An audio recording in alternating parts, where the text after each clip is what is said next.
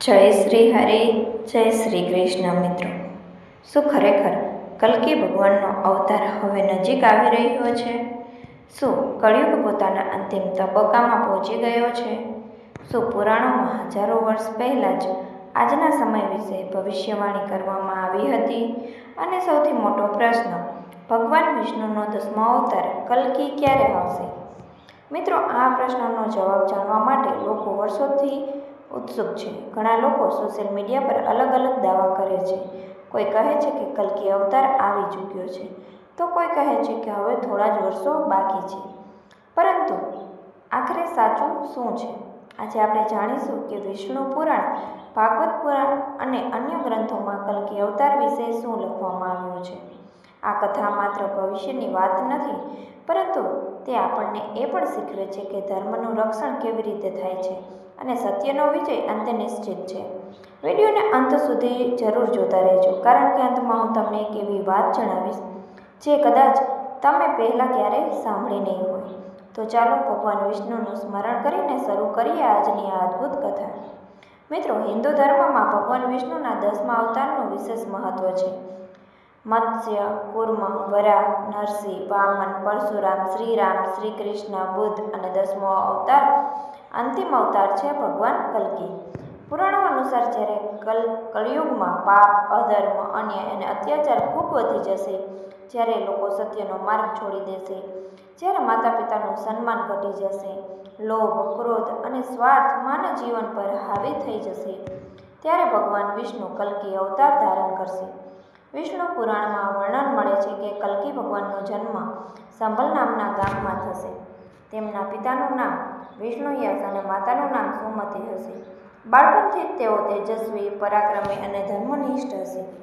સમય આવતા તેઓ દેવદત્ત નામના દિવ્ય સફેદ ઘોડા પર સવાર થશે.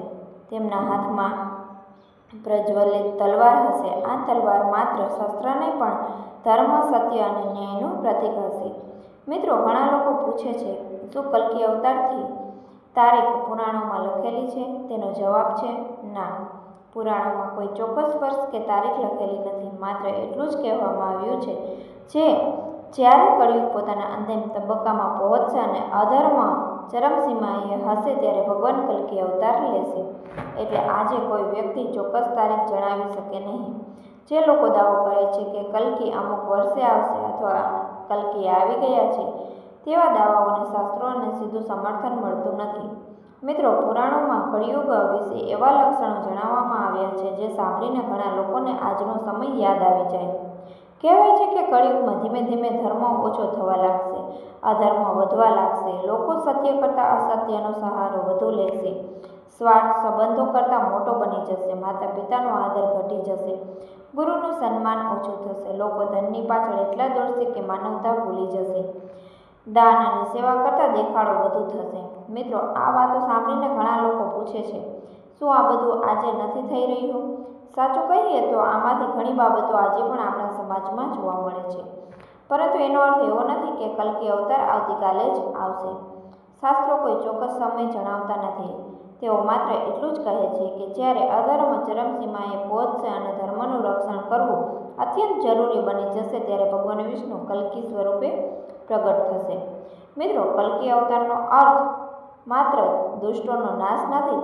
એનો અર્થ છે સત્યની ફરીથી સ્થાપના, ધર્મનું પુનઃસ્થાપન અને સમગ્ર સૃષ્ટિમાં ન્યાયનો વિજય. આપણે એ વિચારીને બેસી ન જવું જોઈએ કે કલ્કી આવશે અને બધું બદલી દેશે. ભગવાનનો સંદેશ એ છે કે દરેક વ્યક્તિએ પોતાના જીવનમાં ધર્મ, સત્ય, દયા અને સારા કર્મો અપનાવવા જોઈએ, કારણ કે સમાજ ત્યારે જ બદલાય છે જ્યારે માણસ પોતે બદલાય છે.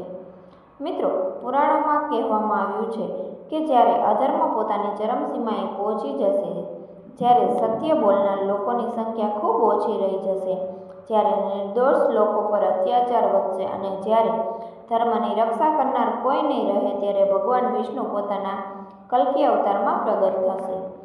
ભગવાન કલ્કી દેવદત્ત નામના દિવ્ય સફેદ ઘોડા પર સવાર હશે. ના હાથમાં એક દિવ્ય તેજસ્વી તલવાર હશે. પરંતુ મિત્રો, આ તલવાર માત્ર યુદ્ધ માટે નહીં, તે અધર્મના અંત અને ધર્મની સ્થાપનાનું પ્રતીક છે. પુરાણોમાં વર્ણન છે કે ભગવાન કલ્કી દુષ્ટ અને અત્યાચારી શક્તિઓનો અંત કરશે. જેઓ નિર્દોષ લોકોને દુઃખ આપે છે, તેઓ પોતાના સ્વાર્થ માટે ધર્મનો નાશ કરે છે અને જેઓ સત્યનો વિરોધ કરે છે તેમનો વિનાશ થશે. ત્યારબાદ પૃથ્વી પર ફરીથી ધર્મની સ્થાપના થશે. લોકોમાં સત્ય, દયા, પ્રેમ અને કરુણા વધશે અને એક નવા યુગની શરૂઆત થશે, જેને સત્યયુગ કહેવામાં આવશે. મિત્રો, પરંતુ આ કથાનો સૌથી મોટો સંદેશ યુદ્ધ નથી, પરિવર્તન છે. ભગવાન આપણને એ શીખવે છે કે જો આપણે આજથી જ સત્ય, ઈમાનદારી, દયા અને ભક્તિનો માર્ગ અપનાવીએ તો આપણા પોતાના જીવનમાં પણ એક નવો સત્યયુગ શરૂ થઈ શકે છે. તેથી આપણે માત્ર કલ્કી અવતારની રાહ ન જોવી જોઈએ, પણ આપણા વિચારો, શબ્દો અને કર્મોને સારા બનાવીને ધર્મના માર્ગ પર ચાલવાનો પ્રયત્ન કરવો જોઈએ. કારણ કે જ્યાં ધર્મ છે ત્યાં ભગવાન છે. તો મિત્રો, આજે આપણે ભગવાન વિષ્ણુના 10મા અવતાર ભગવાન કલ્કી વિશે ઘણી મહત્વપૂર્ણ વાતો જાણી. આપણે સમજ્યું કે કલ્કી અવતાર માત્ર એક ભવિષ્યવાણી નથી, પરંતુ ધર્મ, સત્ય અને ન્યાયના વિજયનું પ્રતીક છે. શાસ્ત્રો આપણને કોઈ ચોક્કસ તારીખ નથી જણાવતા, પરંતુ એક વાત જરૂર કહે છે: જ્યારે અધર્મ ખૂબ વધી જાય છે ત્યારે ભગવાન ધર્મની સ્થાપના માટે જરૂર પ્રગટ થશે. પરંતુ મિત્રો, આ કથામાંથી મળતી સૌથી મોટી શીખ એ નથી કે કલ્કી ક્યારે આવશે, પરંતુ એ છે કે જ્યાં સુધી કલ્કી અવતાર નથી આવતા ત્યાં સુધી આપણે કેવું જીવન જીવવું જોઈએ. જો આપણે સત્ય બોલીશું, માતા પિતાનું સન્માન કરીશું, ગુરુઓનો આદર કરીશું, ગરીબ અને જરૂરિયાતમંદ લોકોની મદદ કરીશું અને ભગવાનનું સ્મરણ કરીશું, તો આપણા જીવનમાં પણ ધર્મનો પ્રકાશ ફેલાશે. મિત્રો, ભગવાન હંમેશા એના જ હૃદયમાં નિવાસ કરે છે જે હૃદયમાં પ્રેમ હોય છે, દયા હોય છે, ક્ષમા હોય છે અને સાચી ભક્તિ હોય.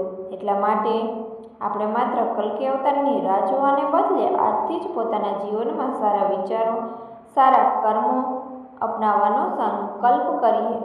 કારણ કે જ્યારે દરેક માણસ પોતાના જીવનમાં ધર્મ અપનાવશે ત્યારે સમગ્ર સમાજ બદલાઈ જશે. અને કદાચ આ જ ભગવાન કલ્કીનો સૌથી મોટો સંદેશ છે. જો તમને આજની આ કથા ગમી હોય તો આ વિડીયોને લાઈક જરૂર કરજો, તમારા પરિવાર અને મિત્રો સાથે શેર કરજો અને જો તમને અમારી ચેનલ પર નવા હો તો આવી જ વિષ્ણુ પુરાણ, રામાયણ, મહાભારત, શ્રીમદ ભાગવત અને અન્ય રહસ્યમય ધાર્મિક કથાઓ માટે અમારી ચેનલને સબસ્ક્રાઈબ કરવાનું ભૂલશો નહીં. અને હવે કમેન્ટમાં ભક્તિભાવથી જરૂર લખજો જય શ્રી હરિ અથવા તો જય શ્રી કૃષ્ણ.